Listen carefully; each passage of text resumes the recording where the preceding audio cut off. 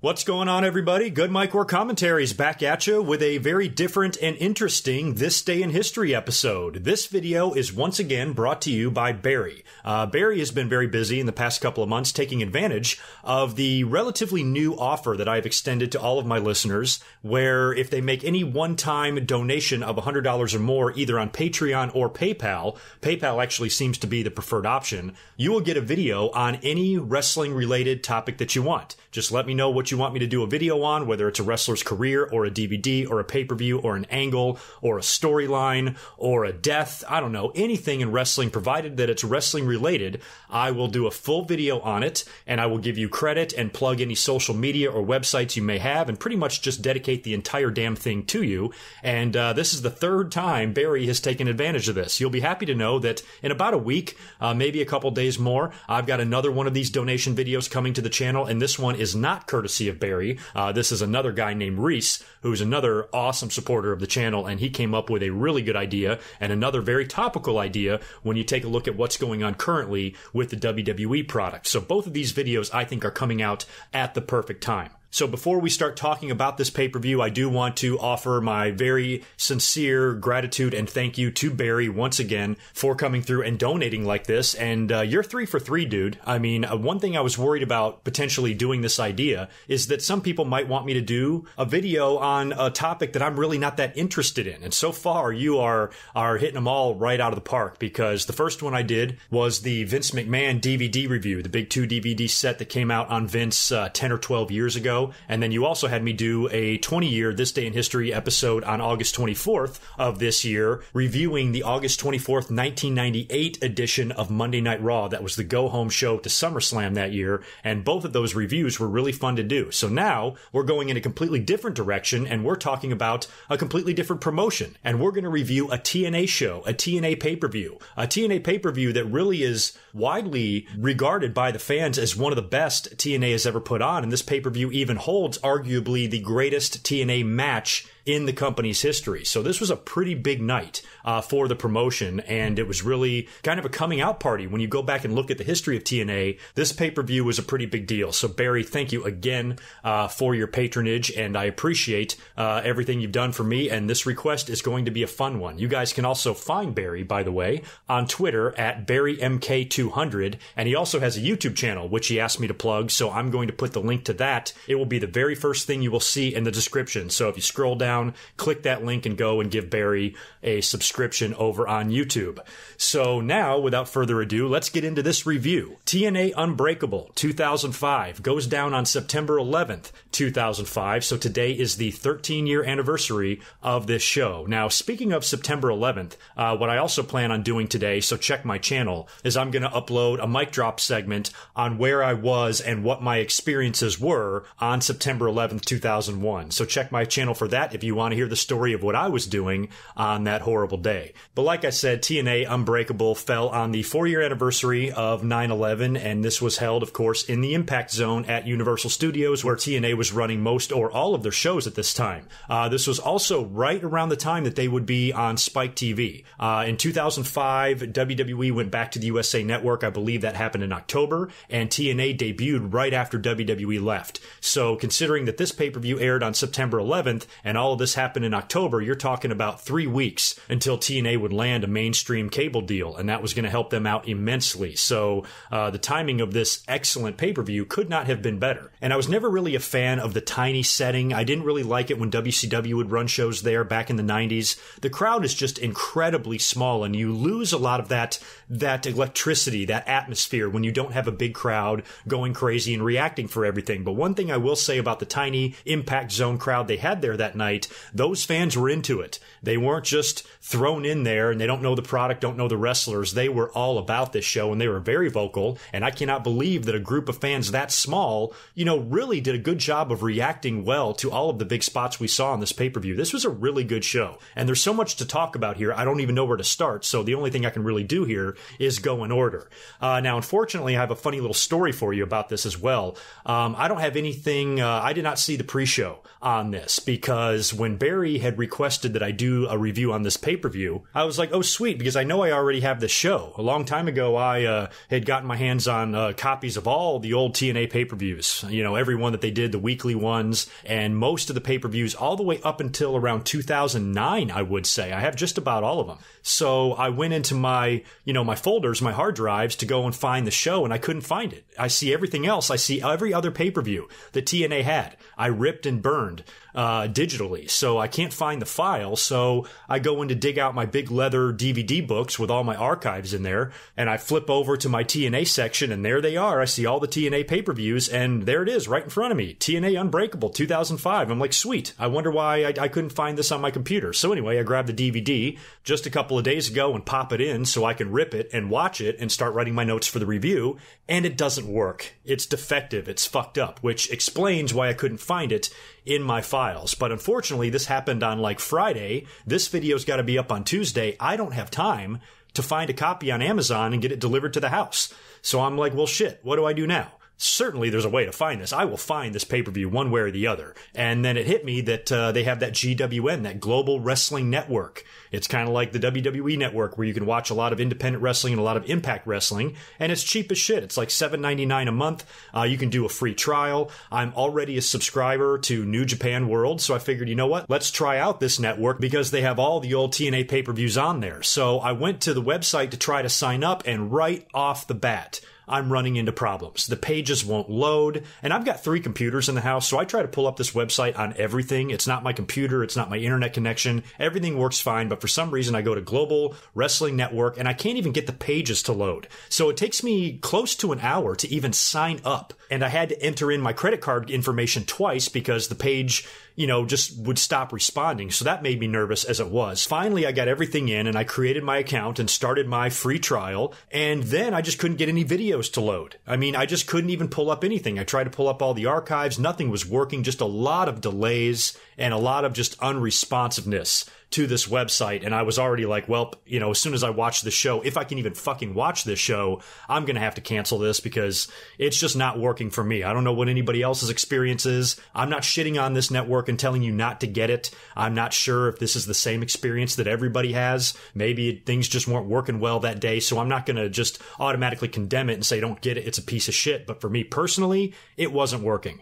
So finally, it just kind of came to and started working. And I was able to actually take a look at this pay-per-view, but a couple of times I had to pause it, and I closed out of the screen a couple of times by accident, and when I went back into the network to try to pull it up, you know, it had me re-enter my passwords, and again with the delays, and it just took forever, and oh my god, it was a mess. But I will say this for the video, as far as like, once you get to the video, once my screen finally came up, you know, and I clicked Unbreakable 2005 and I hit play, I had no buffering issues. I could fast forward and rewind with no issue at all, so the playback and the video quality was actually very good, no problems at all. But it's just getting to that point that was such a pain in the ass. So unfortunately, I would have been happy to keep my GWN network if it ran smoothly, but for me personally, it just doesn't. So unfortunately, since I couldn't watch my DVD version of this show, I didn't see the pre-show. The only thing I know of the pre-show is what they chronicled on the GWN network. And I know that Monty Brown had crashed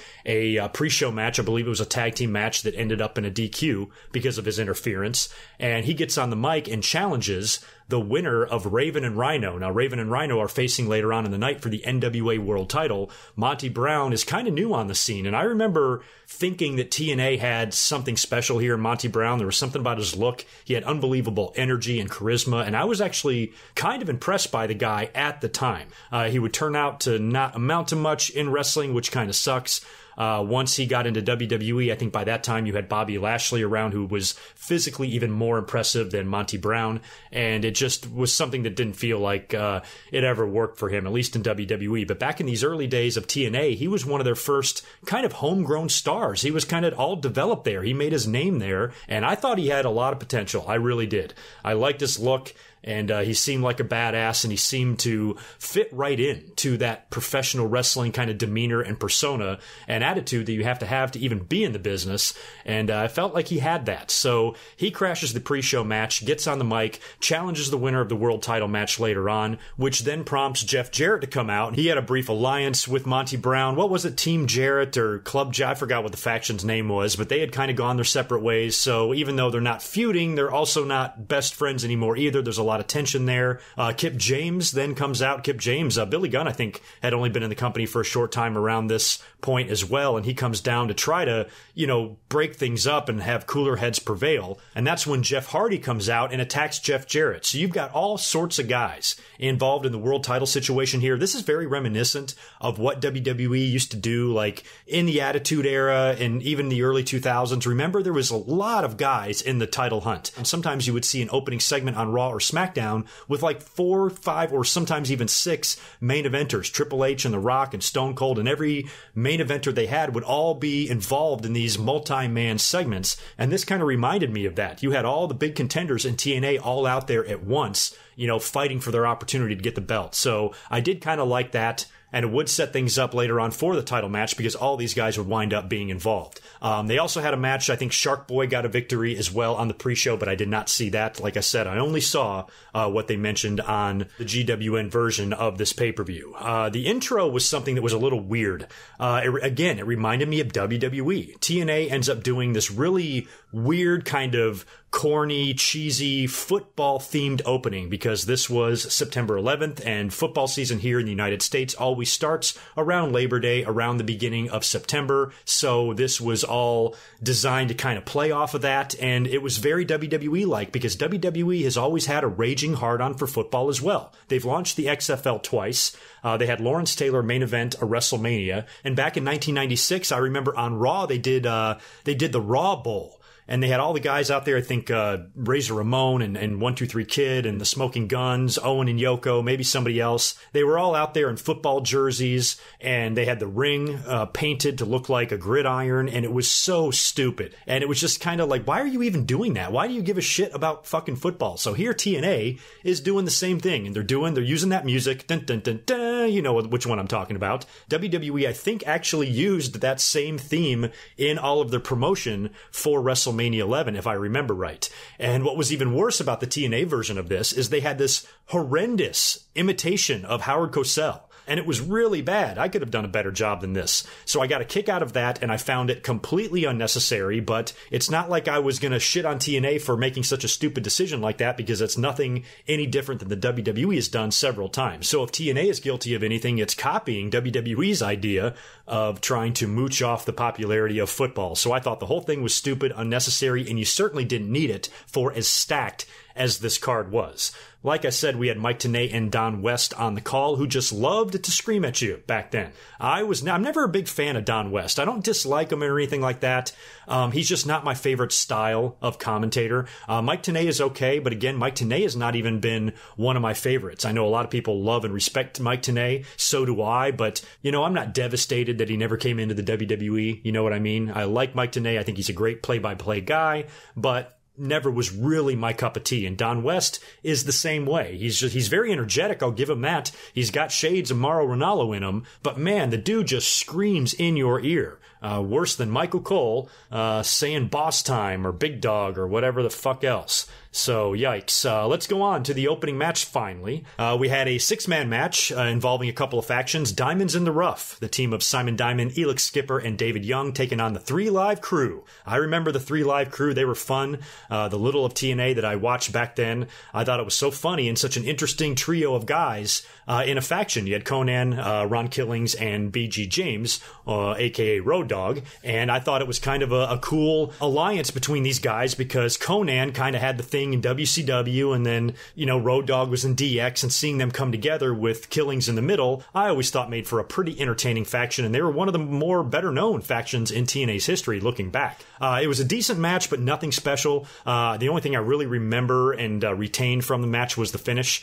Conan hits his K-Factor, kind of same move as X-Factor, basically, on Young for the pin, and that was it. So not a great match, but not a bad match either, and a pretty good way to open up the show, because you do have a lot of charisma charisma on that one side with 3 Live Crew, and BG James doing his intro and the whole thing. Probably a pretty decent way to get the pay-per-view kicked off. The next match was a doozy, a dandy. My God. Roderick Strong taking on Austin Aries. Way back in 2005, these guys were very young and very early in their careers. I think Roderick had been wrestling 3 to 4 years by that point, Austin Aries maybe 5 or 6, and they were both at the time in Ring of Honor. And that's what was cool about TNA back then. This show, actually, when you look at this Roderick Strong and Austin Aries match, it kind of has an all-in type of feel to it, because neither one of these guys were under contract to TNA. They were simply brought in because TNA actually went out and asked the fans. I believe they held a poll somewhere, some social media poll or something, probably on their website, of what independent stars the fans would like to see. And a lot of people were mentioning Austin Aries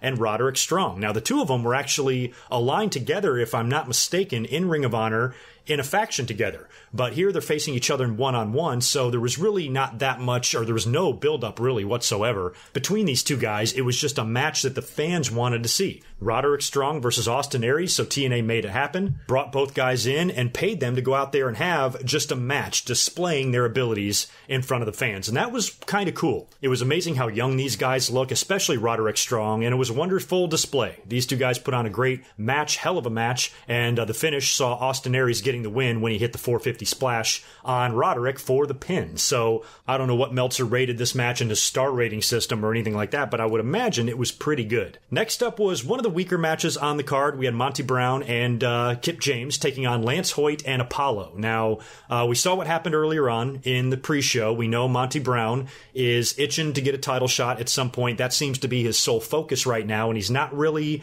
paying attention to the match that he has tonight, and there was a lot of tension between Kip James and Monty Brown, but despite all of that tension, they still wound up getting the win here. And you know what's interesting now that I think about it? This just came to me as I'm talking here. Billy Gunn, Kip James. His real name, I think, is Monty. His name is Monty Sop, right? And here he is teaming with a guy named Monty. And I think Monty Brown's real name is Monty. So they could have been Monty and Monty or Monty Squared or something like that in their tag team. So little fun fact there.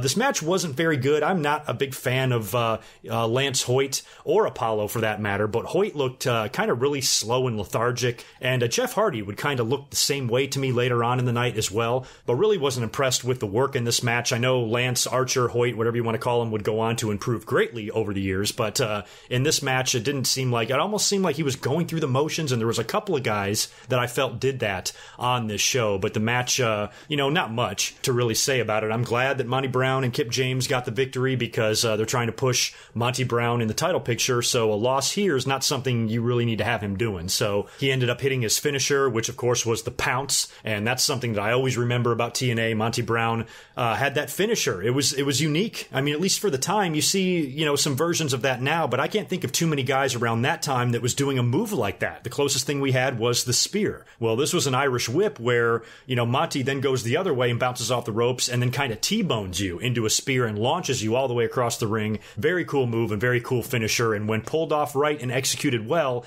it looked fucking amazing. Next up, we had Chris Sabin and Petey Williams. Look at these two youngsters. Both of them were 23 at the time of this match. Unbelievable. Petey is still around, is he not? You guys are going to have to help me with that. I'm pretty sure he's been on Impact in the last year or so, or maybe even currently, so I know he's still kicking. And Chris Sabin, of course, was one of the best back then. He had a long run in TNA, won all sorts of titles, and the dude was awesome. I liked this match. I really did. It was kind of thrown together. This was not the advertised match. The advertised match for Unbreakable was Chris Sabin facing Shocker from AAA. But I guess AAA was pulling some shit or something. They made him unable to make the show. So he had to be replaced last minute, and he would not be the only replacement on this show either. You can definitely tell that even though the show was very good, internally they were not structured as strongly as a WWE because they had shit like this happening all the time. So much like the Roderick Strong and Austin Aries match, these two guys were just kind of randomly put together. Now, they do have a history. Sabin and Petey go way back, but for the purposes of this match, they were just put in the ring together to give the fans a good match. which they did. I really enjoyed this match as well. Chris Sabin got the win after his cradle shock finisher, and after the match, Matt Bentley, another guy that I had completely forgotten about, trained by Shawn Michaels. I think he's even related to Shawn Michaels in some way.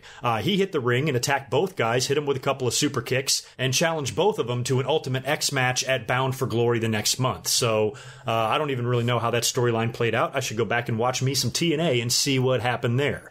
The next match is where things started to get a little bit insane. Completely batshit nuts match between Sabu and Abyss. Goddamn. Some of these matches back then were just especially brutal. Now, this is only a couple of months after ECW One Night Stand, which ECW One Night Stand, as great as Unbreakable was, I still enjoyed One Night Stand more. But Sabu and Abyss, it felt like they needed to do something here to rival the insanity and the brutality that we saw at One Night Stand. And they put on one hell of a hardcore match here. Now, there was lots of big spots. Sabu did all of his typical stuff, and it was funny watching this match. Every time he went for his running up the ropes off of a chair type of move, because he would do that shit all the time, I swear this guy only had like a 50% success rate on some of that stuff. He would fall off or botch those moves all the time. And he didn't really have any in this one. He didn't have any of those typical Sabu botches that we're used to seeing. He landed most of all of these jumps and kicks and all this crazy shit that he did. He was taking bumps left and right as well. He took like a German suplex over the top rope through a couple of tables. There was table spots everywhere, super brutal chair shots. And the finish was insanity.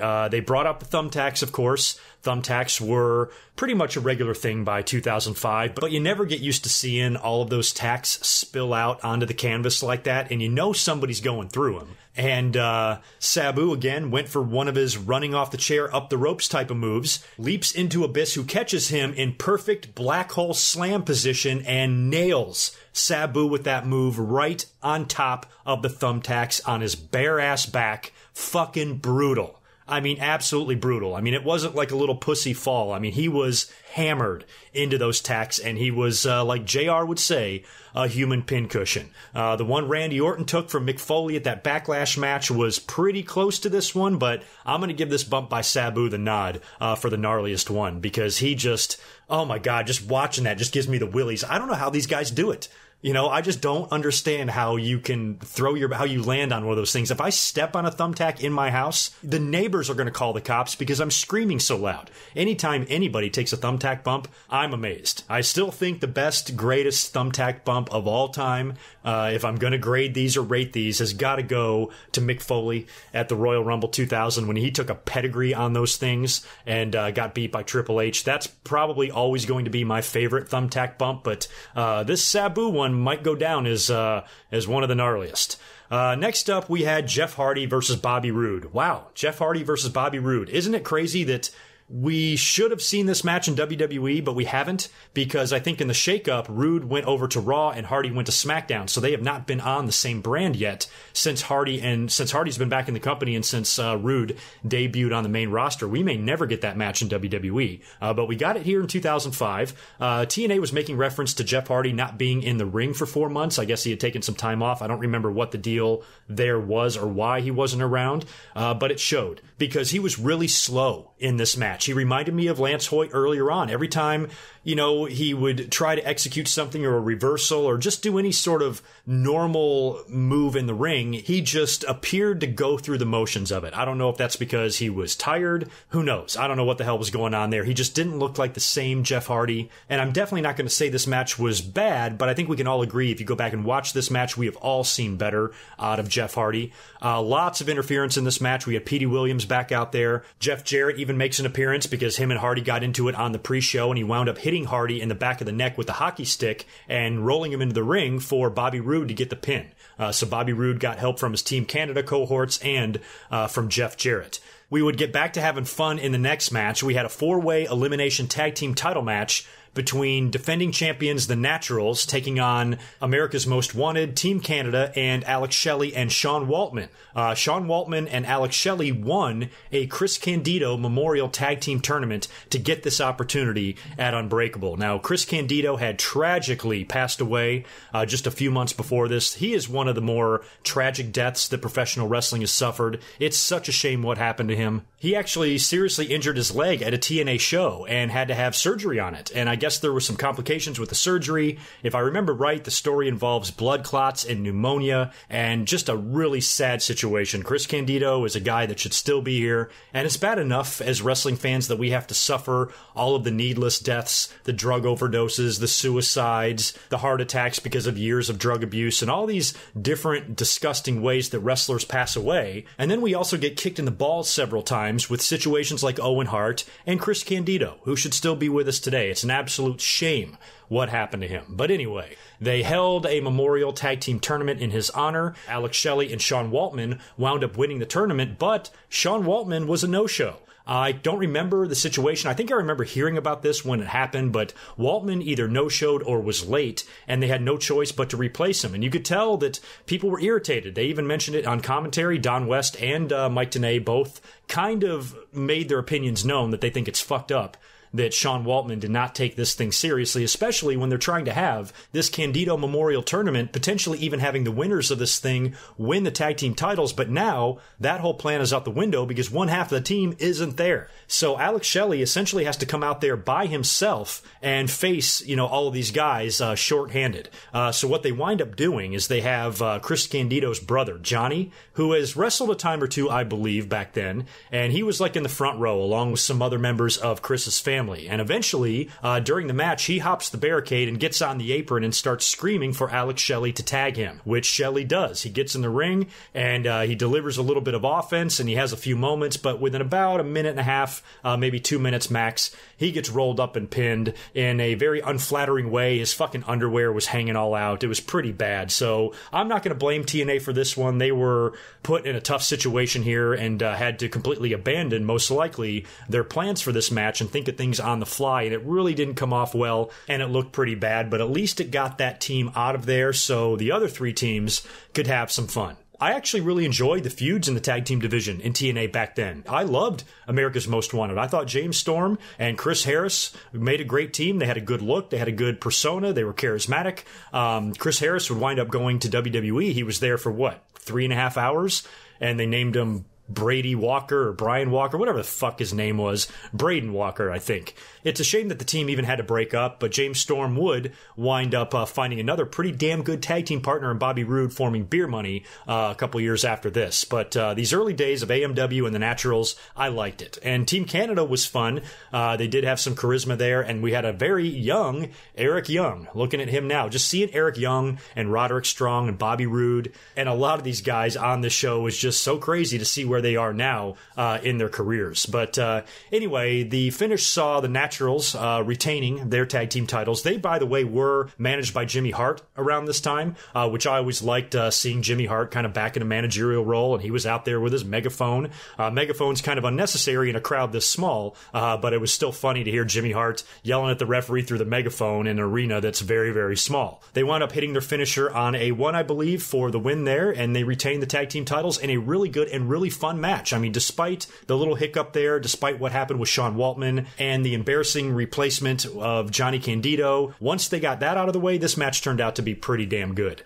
We had a Shane Douglas interview. Now, he was backstage interviewing a lot of guys for TNA back then, and the only interview I have written down is the one that he had with Rhino, because Rhino had just come into the company as well. I'm pretty sure that he competed at One Night Stand, and he was let go from WWE. I don't remember. I think it was that year. It must have been 2005. There was some sort of an incident with his wife in a hotel or something like that, and they wound up letting him go. And like most ex-WWE guys who come into TNA do, Rhino wasted no time in shitting on the WWE. And that's one thing that always just turned me off about TNA, and it's one thing that I always said led to their downfall, is they were so obsessed with WWE. And every time they signed a guy or a guy jumped and came over to TNA, he always has to talk about his time up north. And he's always got to name drop the WWE and remind people that he's a disgruntled worker there, because people who liked TNA back then, a lot of them very, very much disliked WWE. So I think TNA was trying to play into that.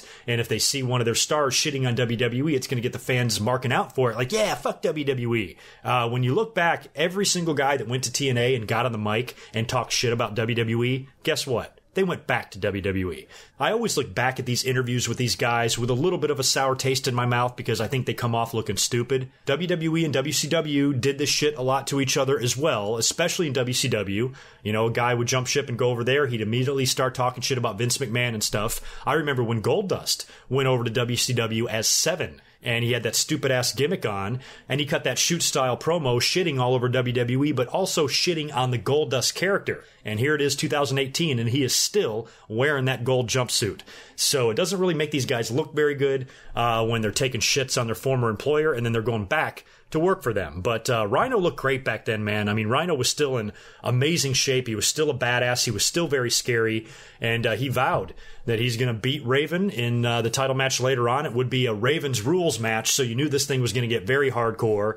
They did the entrances. They both come out there with weapons. Raven has got the typical shopping cart filled with trash can lids and chairs and trash cans and all sorts of fun little devices. And this match was brutal, too. I mean, this was just as brutal as the Abyss and Sabu match, but kind of like from a different direction. And the violence in this match was pretty crazy. The only criticism I have of this match is that by this time in 2005, I felt like we saw these matches a lot. I mean, how many times in the WWE during a hardcore match, during Raven hardcore matches in the WWE for that matter, are guys wheeling out shopping carts full of weapons? It just seemed like it had been done to death. And they did it to death at ECW One Night Stand just a couple of months before this. So Raven and Rhino out there doing their thing was fine, but it was just a lot of the same shit we saw. And when you look back at some of these matches, some of this violence I feel was unnecessary. Like I said, they used chairs. Both guys took vicious chair shots to the head. They had trash cans. They had a pizza cutter. They had a staple gun. And the shopping cart, too. It was funny. When I watched the spot, there was a really good spot in the match that I saw that they actually stole from WWE. Rhino actually did this in the WWE. They had the shopping cart set up in the corner, and Rhino went for the gore. Raven got out of the way, and Rhino speared himself right into the shopping cart. And it looked pretty good, but it looked even better when they did it in WWE. Now, my memory escapes me. I did not look up this match. All I know is, in my head, it happened somewhere, so you guys will probably know once you hear me say this, but I know that there was a match, a hardcore match, and it may have even been between Rhino and Raven. Part of me actually thinks that it was. And they had the shopping cart in the ring, and Rhino went for the gore, and he gored himself right through the shopping cart, but on the WWE version, he went through the shopping cart. Like, he actually went through it. Here at Unbreakable, he just kind of hit the cart and fell backwards. So it was a spot that he had done before, and it was nice to see him bring that into this TNA match. So I really enjoyed that.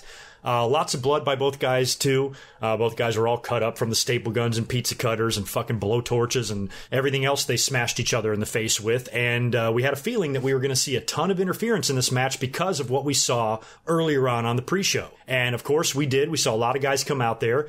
Jeff Jarrett came out to try to interfere, but Jeff Hardy wound up stopping him. Jarrett is pissed off at everybody, including Rhino, because Rhino got this opportunity by winning a triple threat match, pinning Raven, and Jeff Jarrett was also involved in that match, and Jarrett feels like Rhino should have stepped aside and let him get the victory and him get the title shot. So Jeff Jarrett is obsessed with getting a title shot, and he thinks everybody should get in line behind him. So after he tries to interfere and Jeff Hardy stops him, Raven is able to hit the DDT on Rhino and get the pin and retain the NWA title. So a pretty fun match there, but, you know, like I said, much like WWE back in the day, there was just a lot of people involved here, a lot of run-ins. They probably could have done one or two less run-ins in this match and it still would have been fine, but there was just a lot going on because there's so many contenders, so many guys want a shot, and TNA did a really good job of illustrating that in this match with all these guys out there at each other's throats. And now we're on to the main event. And let me tell you something, guys. If you've ever heard somebody say that the triple threat match between AJ Styles, Samoa Joe, and Christopher Daniels at TNA Unbreakable 2005 was the greatest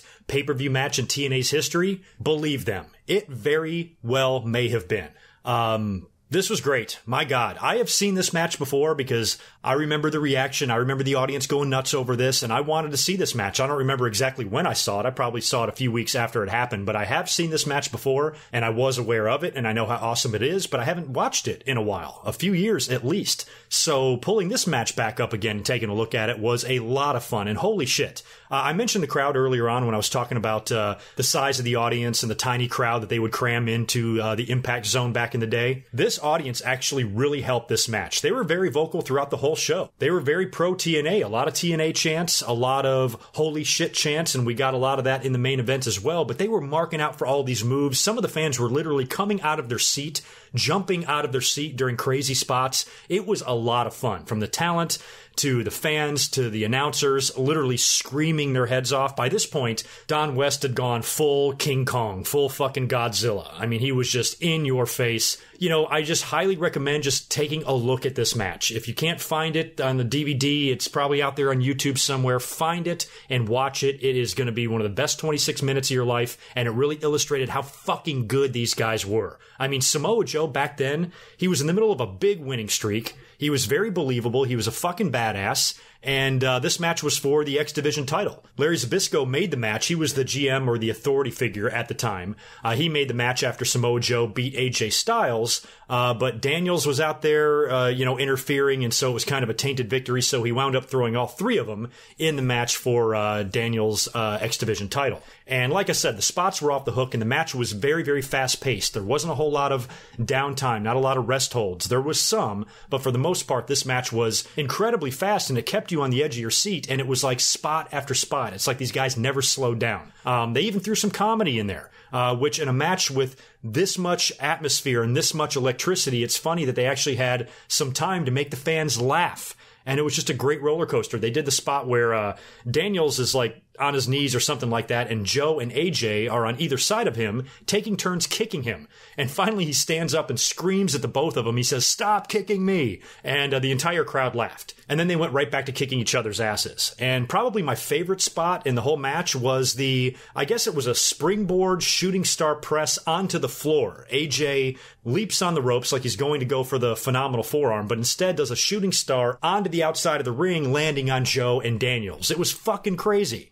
There was also a really good near fall where I think, or maybe not, I don't think it was a pin. I think Joe had Daniels in the coquina clutch, and AJ hit some sort of a corkscrew something or other on top of both guys, breaking up the submission. It was just, I felt like I was in a pinball machine. My head was going all over the place. It was one death-defying move after another for like 20 straight minutes. And then finally the finish, we see AJ Styles counter Christopher Daniels' finisher and roll him up and catch a surprise 3 count to become the new X Division champion. So everything about this match, even up to the finish, kind of had the fans on their toes the whole time, and it was a magnificent main event. I actually watched this match twice. I watched it once when I was making my notes, and then I turned it on my big TV in my living room when I was puttering around the house, kind of straightening up. I'm like, I'm just going to have this match on again just so I can kind of take it in and see if there's anything that I missed. And man, what a ride. What an absolute ride. So these 3 guys deserve a ton of credit because they really set the tone and really set the bar for what a main event on a TNA pay-per-view should be,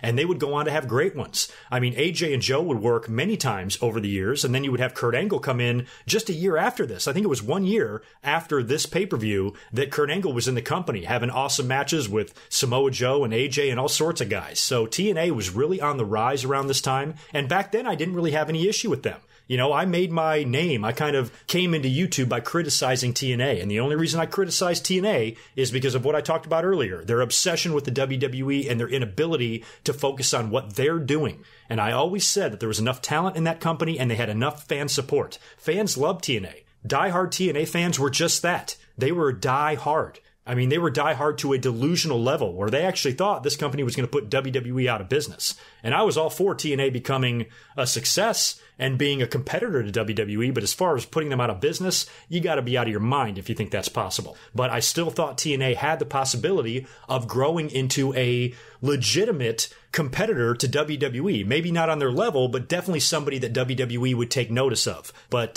they just made a lot of mistakes along the way, and their obsession with WWE, I think, is what got them in trouble. And even around this time, I was kind of already sick of seeing it. Around this time, when did they do Cookie Gate? When did that happen? Remember when they took the cookies to the SmackDown taping or whatever? Just kind of doing what we talked about earlier with their intro on the play on the Monday Night Football or whatever. Constantly trying to, mooch off of the success of more popular forms of entertainment than you makes you look bad. It makes you look weak. And I always thought that was one of TNA's biggest problems. So aside from that, I didn't have any problem with the company. It wasn't the wrestler's fault. Samoa Joe and AJ Styles and Christopher Daniels have nothing to do with what dumbass decisions TNA makes internally. Their job is to go out there and have a kick-ass match, which they did. All of the talent on this show did. And that's what I always appreciated about TNA. So I'm glad that we are now 10, 12, 13 years away from some of these shows, and now you can go back and look at these shows and judge them without any sort of, promotional biased war going on in your head, and you can just look at it and grade it. And I saw this TNA show, and I thought it was great. This pay-per-view still holds up. Here it is 13 years later, and I think this show was every bit as good and exciting as it was the day that it aired. So if you have not ever seen TNA Unbreakable, how about that? How far have we come? 8 years ago when I burst onto the YouTube scene, I was like, fuck TNA. Now I'm actually encouraging you guys to go out there and find a copy of their show and take a look at it. There was a lot of good matches. I would say that every match on this card was good. The only ones I did not really enjoy was probably the Monty Brown and Kip James match. Wasn't that great, and I mentioned that I wasn't that impressed with Jeff Hardy's performance in his match with Bobby Roode. But aside from that, this pay-per-view was pretty damn good, and I would give it a pretty good rating. I don't know, what do you want, a letter grade or do you want a number grade? I'm going to give this, I'm going to give it a 8 out of 10, and I'm going to give it a B+, A-, somewhere in there. Very good show, and well done. By TNA. So there you go. There's my TNA Unbreakable review. If I was off on any of my storyline mentions, or if I had any facts wrong as far as what took place on these shows between these guys, if I have some history mixed up, please forgive me. I don't remember a lot of what was going on in TNA around that time. I basically just had to go by what I was watching on the show and what I have in my memory. So I did my best with that. If I left out any important information, I certainly apologize, but I was asked to watch and review a show, and that's what I did. So I hope you guys enjoyed it. Well, I will talk to you guys very soon. We are coming up on Hell in the Cell 2018 weekend, so I will be up here doing a live review and reaction of the show and all that good stuff. So make sure you stay tuned to the YouTube channel and subscribe. I will talk to you guys real soon. Until then, peace.